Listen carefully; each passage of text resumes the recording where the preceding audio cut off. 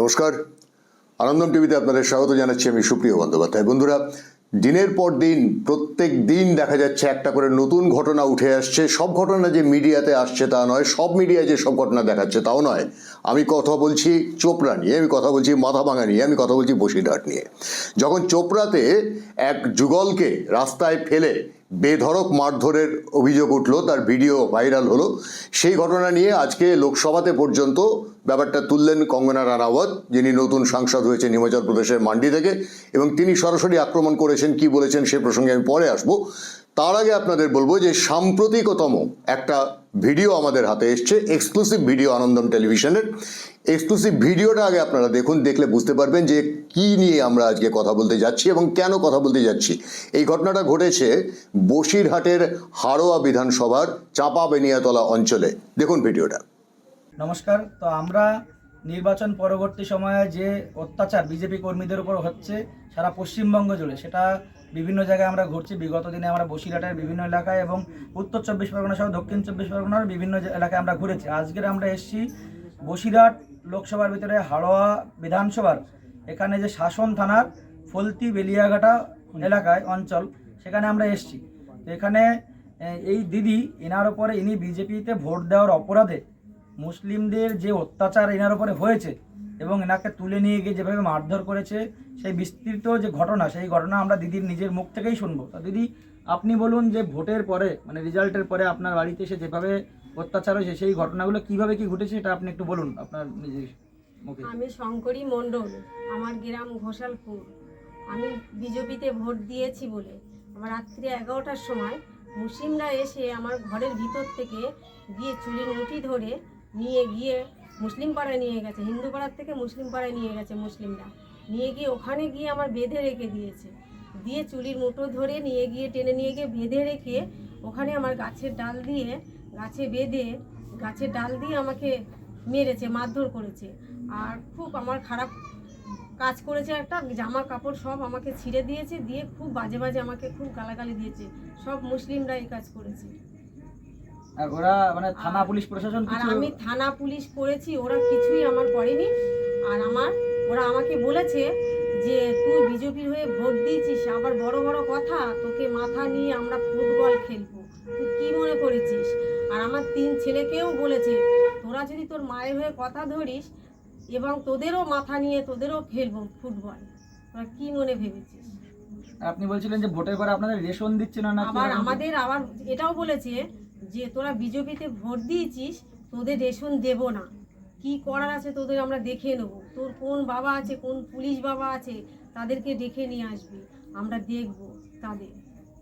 তো আপনারা শুনলেন দিদির মুখ থেকে নির্বাচন পরবর্তী সময়ে পশ্চিমবঙ্গে যেভাবে অত্যাচার চলছে বিজেপি কর্মীদের উপর, বিশেষ করে হিন্দুদের উপর যে মুসলিমদের আক্রমণ, সেটা সারা পশ্চিমবঙ্গ জুড়ে বাড়ছে।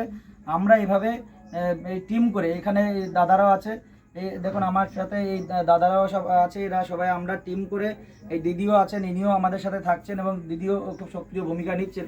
তো এখানে আপনারা দেখতে পাচ্ছেন যারা, আমরা সবাই পুরো টিম করে এই বিভিন্ন জায়গায় ঘুরছি। এই অত্যাচারিত মানুষগুলোর পাশে যেভাবে থাকা সম্ভব, সেটা নির্বাচন পরবর্তী সময় আমরা থাকার চেষ্টা করছি।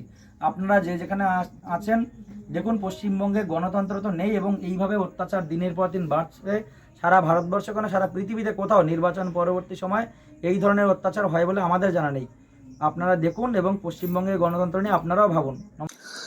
তাহলে দেখতে পেলাম, আমরা পরিষ্কার বুঝতে পারলাম যে বসিরহাটে এই ঘটনাটা ঘটেছে গত 18 তারিখে। 18 তারিখে ঘটনাটা ঘটেছে। আমাদের কাছে খবরটা এসেছে হচ্ছে গতকাল বলবো না, আজকে সকালবেলাতে একটা এক্সক্লুসিভ ইন্টারভিউ, যেটা আপনারা এতক্ষণ দেখলেন, ইন্টারভিউটা আমরা পেয়েছি এবং সেই ইন্টারভিউতে বোঝা গেল যে কি ঘটনা ঘটেছিল। কিন্তু এর বিশদ জানতে আমরা কথা বলেছি দেবদ্যুতি সরকার বলে আমাদের একজন রিপোর্টারের সঙ্গে। দেবদ্যুতি জানাচ্ছেন তিনি কীরকম অভিজ্ঞতা তার হয়েছিল যখন এই সাক্ষাৎকারটি গ্রহণ করা হয়, তিনি সেখানে উপস্থিত ছিলেন। চলুন কথা বলি দেবদ্যুতির সঙ্গে। আমরা কথা বলছি দেবদ্যুতি সরকারের সঙ্গে। দেবদ্যুতি রয়েছেন এই মুহূর্তে কোনো একটা জায়গাতে আছেন, কিন্তু দেবদ্যুতি কয়েকদিন আগেই এই যে সাক্ষাৎকারটা আপনারা দেখলেন একটু আগে, সেই সাক্ষাৎকারটা নেওয়ার সময় ঘটনাস্থলে ছিল এবং দেবদ্যুতি দেখেছেন নিজের চোখে যে অত্যাচারিত নারীটি তার কি হয়েছিল না হয়েছিল পুরো ব্যাপারটাই তিনি দেখেছেন। দেবদূতি, আপনার কাছে জানতে চাইবো, আপনি কি ওই সাক্ষাৎকারটা যেটা আমরা একটু আগে দেখলাম, সেই সাক্ষাৎকারটা নেওয়ার সময় আপনি সেখানে ঘটনাস্থলে ছিলেন বসিরহাটে, কি হয়েছিল ব্যাপারটা একটুখানি যদি আমাকে ছোট্ট করে বলেন আমাদের। হ্যাঁ, প্রথমত তো যে মানে শঙ্করী মন্ডল বলে যে ভদ্রমহিলা ছিলেন, উনি প্রথমত নিজের মানে মানে দুঃখ কি হাহাকার করে বলেন যে গত ঈদের পরের দিন ওনার বাড়িতে প্রায় রাত 11টার সময় কিছু দুষ্কৃতী, প্রধানত মুসলিম সম্প্রদায়ের মানে দুষ্কৃতী জিহাদি বলা যায়, তারা ওনার বাড়িতে আসে, অজস্র ভাষায় গালিগালাজ করে এবং ওনাকে আচ্ছা। বলা হয় বাড়ি থেকে বেরো, এই মানে ওনাকে ডাকে।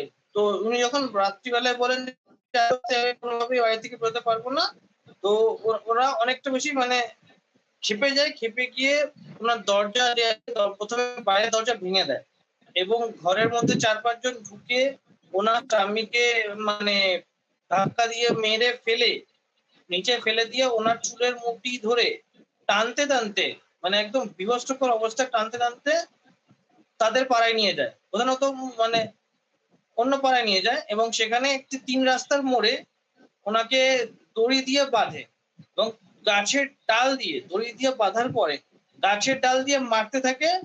ওনাকে প্রশ্ন করা হয় তোকে কে বলতে বলে মানে বলেছে তুই কেন বিজেপিকে ভোট দিয়েছিস, এটা উত্তর দে, প্রথম কথা। দ্বিতীয় কথা, তোর মুখে মুখে এত উত্তর কেন, তোর পিছনে কে আছে বল, নয়তো তোকে আমরা মেরে ফেলবো বলে বেধড়ক মারে। তারপরে যখন উনি তত মানে বলে না যে আমি নিজে নিজেই করেছি, তা আমাকে কেউ কোনো ডাইরেকশন দেয়নি বা কেউ আমাকে কোনো কিছু বলেনি, আমার এটা আমার নিজের পার্সোনাল ম্যাটার ছিল, আমি কাউকে মানে ইয়ে করে করিনি, তখন ওরা আরো ক্ষিপ্ত হয়ে বলে ঠিক আছে তুই যদি না বলিস তোর ছেলেদেরকেও মারবো, এই বলে আবার বাড়িতে গিয়ে ওনার বাড়ি থেকে ওনার 3 ছেলেকে তুলে নিয়ে আসে।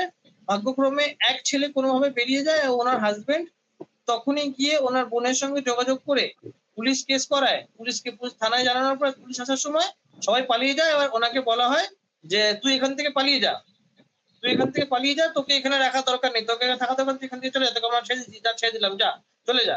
তো উনি যখন বলেন যে না আমি এখান থেকে যাবো না, ওই সময় 2-3 জন মিলে ওনাকে জোর করে চেপে ধরে ওনার বাড়িতে ফেলে দিয়ে যায়। পুলিশ আসার সময় সব পুলিশ এসে বলে যে সবাই পালিয়ে গিয়েছে, পুলিশ ওনার ভিডিও কপি নেয়, ওনার এফআইআর নেয়, এটাই ওনার কথা। কিন্তু পরে আবার ওনাকে ধমকি দেওয়া হয়েছে যে তুই যদি বেশি বাড়াবাড়ি করেছিস তোর গলা কেটে তোর মুন্ডু দিয়ে আমরা ফুটবল খেলবো আর তোর ছেলেদেরকেও বাঁচিয়ে রাখবো না, তোরা দেখি তোরা কি করে কাজ করিস। এবং তোর রেশন দোকানের যে রেশন কার্ড হয় সেই রেশন কার্ডের রেশনের মালপত্র সব বন্ধ করে দেওয়া হয়। এটা হচ্ছে ওখানে বর্তমান অবস্থা। সেটা তো উনি সাক্ষাৎকারে রেশন বন্ধ করে দিতে হবে এবং হুমকি তো দেওয়া হয়েছে। ওনার কি উনি কি এখন ওখানে ঘটনাস্থলে আছেন নাকি ওখানে ওনার নিরাপত্তার ব্যবস্থা করা হয়েছে?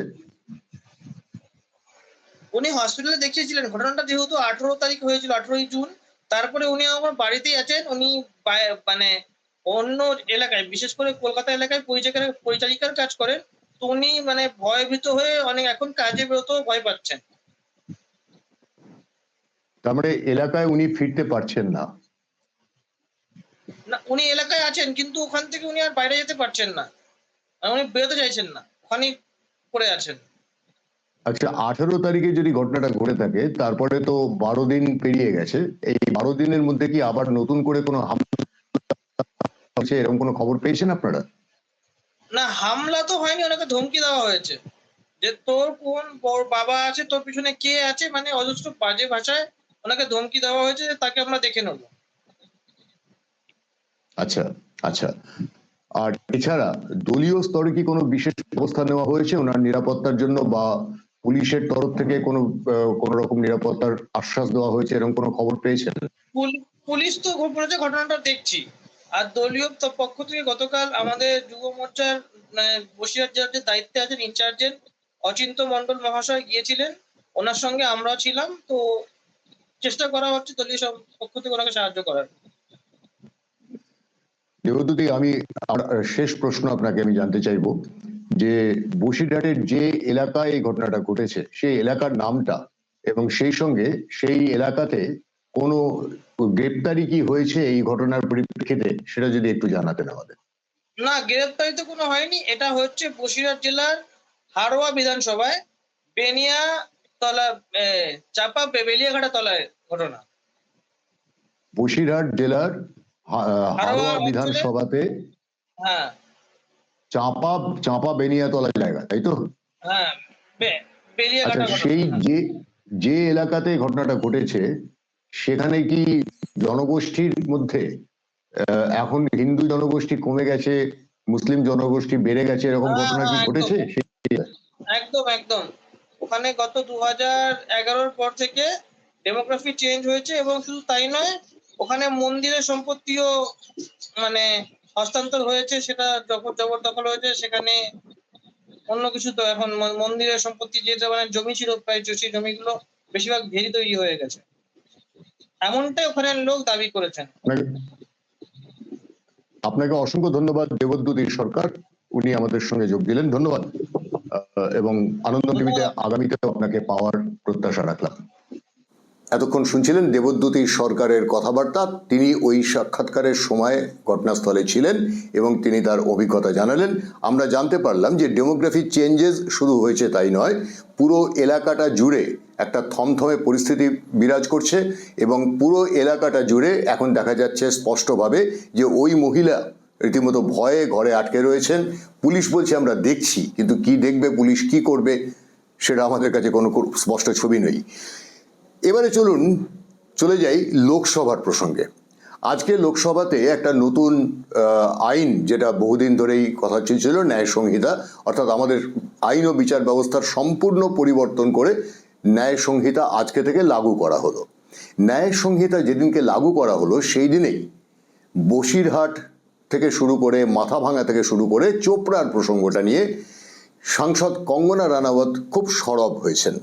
कंगना रनावत आज की बोलेছেন? मैं तो यही कहना चाह रही हूँ, जैसे सारे देश में एक बहुत ही आक्रोश है इस चीज़ को लेके, जो देखा गया है कि महिला पे अलेजेड जो एडल्ट्री का जो भी उन्होंने लगाया है आरोप, और अपने आप से जो शारिया लॉ जो है वहाँ पर अप्लाई कर दिया है। तो मैं जो इंडी गठबंधन की साथी हैं, टीएमसी भी, ममता दीदी भी, तो मैं यही पूछना चाहती हूँ कि जो संविधान लेकर यहाँ पर रोज़ के रोज़ जो हैं ये लोग जितना भी ड्रामा कर रहे हैं, तो क्या संविधान में ये लिखा हुआ है कि अपनी मर्जी से जो है किसी भी स्टेट में आप शारिया लॉ लगा सकते हैं?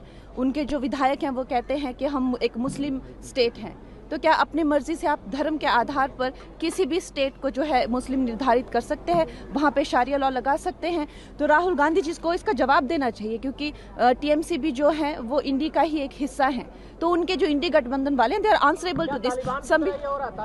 नेचुरली तो ये जो आज संविधान लेके जो आप देख रहे हैं, जो कितने दिनों से ये क्या कर रहे हैं, तो क्या इनको संविधान का मान है क्या? হিমাচল প্রদেশের মান্ডির বিজেপি সাংসদ তিনি বলেছেন যে গত কয়েকদিন ধরে আপনারা দেখছেন তৃণমূল সহ বিরোধী জোট ইন্ডিয়ার সাংসদেরা সংবিধান হাতে সংসদ চত্বরে দাঁড়িয়ে কি নাটক করছেন, কিন্তু বাংলায় যা হয়েছে তার অনুমতিও কি সংবিধান দেয়? তিনি একথাও বলছেন, যেভাবে অবৈধ সম্পর্কের অভিযোগে শরিয়াতি আইন বলবৎ করা হচ্ছে তা সংবিধানে কোথাও বলা হয়েছে? আমি মমতা বন্দ্যোপাধ্যায় সহ আমার ইন্ডিয়ার সমস্ত সতীর্থের কাছেই এর উত্তর জানতে চাইব। রাহুল গান্ধীকেও এর জবাব দিতে হবে। গোটা দেশে এই নিয়ে একটা ক্ষোভ তৈরি হয়েছে, এটা বলছেন কঙ্গনা। কি নিয়ে বলছেন? বলছেন চোপড়ার ঘটনা নিয়ে। কি হয়েছিল চোপড়াতে আপনারা এতদিনে অনেকেই জানেন, হয়তো সবাই জানেন না, কিন্তু অনেকেই জানেন, হয়তো ভিডিওটাও অনেকে দেখে থাকবেন। তবু ভিডিওটা একবার দেখুন।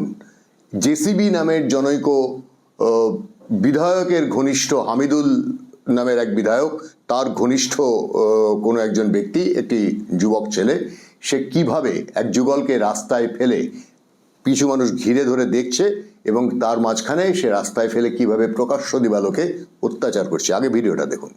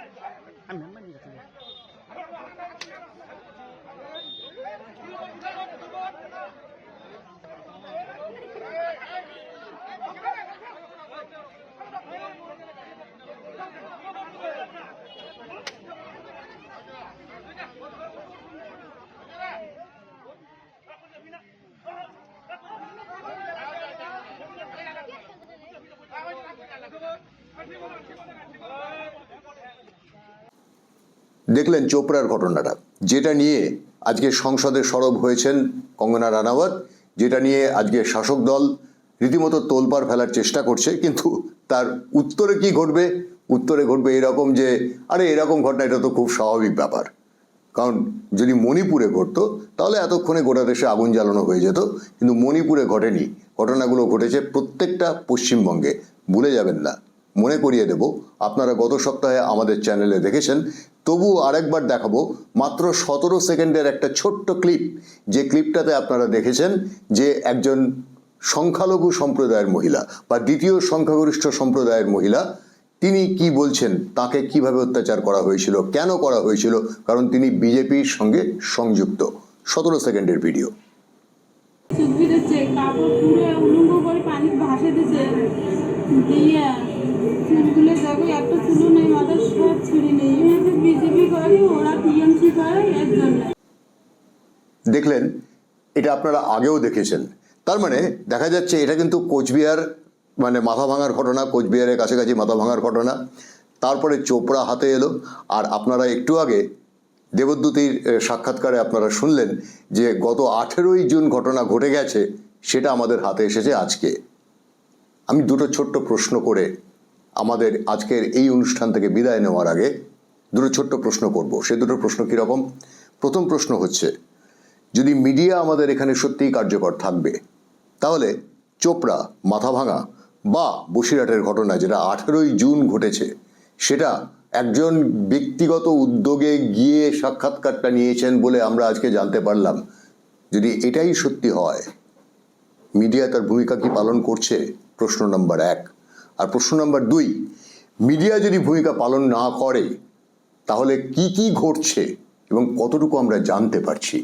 আমার প্রশ্নটা এইখানে এসে শেষ হচ্ছে যে আমরা কতটুকু জানতে পারছি, আদৌ কি কিছু জানতে পারছি? এই যে চোপড়া বলুন, মাথাভাঙা বলুন, বসিরহাট বলুন, হাড়োয়া বলুন, যেখানে যেখানে যা যা কিছু ঘটনা ঘটছে তার কোনো কিছুই আমাদের সামনে উঠে আসছে না। দুটো একটা বিচ্ছিন্ন উঠে আসছে। যদি দুটো একটা বিচ্ছিন্ন ঘটনা উঠে আসে, তাহলে গোটা পশ্চিমবঙ্গই কি এখন সন্দেশখালী? এটা শেষ প্রশ্ন। দেখা হবে পরবর্তী অনুষ্ঠানে। নমস্কার।